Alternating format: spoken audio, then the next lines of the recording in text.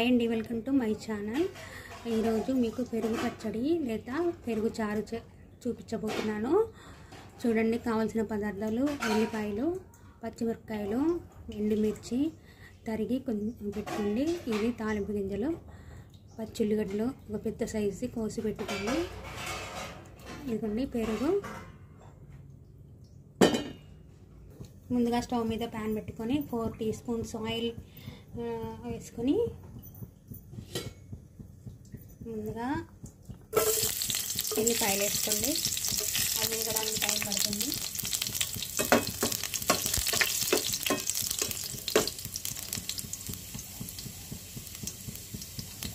పచ్చిమిరపకాయలు, ఎండుమిర్చి, ఆయిల్ గింజలు,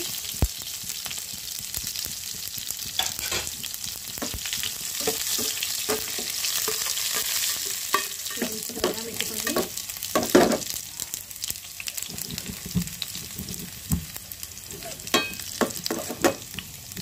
స్టవ్ ఆఫ్ చేసి ఇదే నూనెలో పసుపు చిటికెడంతా, నెక్స్ట్ కారం కూడా అదే వేడిలో కొంచెం మగ్గినట్టు అవుతుందండి. చాలు ఆ మాత్రం.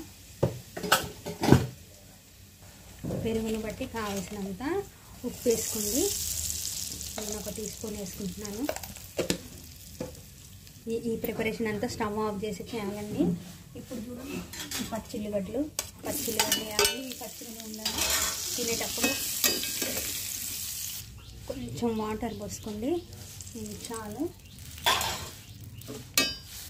కరివేపాకు లేదండి, ఉంటే వేసుకోండి, చాలా మంచి ఫ్లేవర్ వస్తుంది. చూడండి, పెరుగు పోసేసుకోవాలి. ఇదంతా స్టవ్ ఆఫ్ చేసి చేసుకోవాలండి.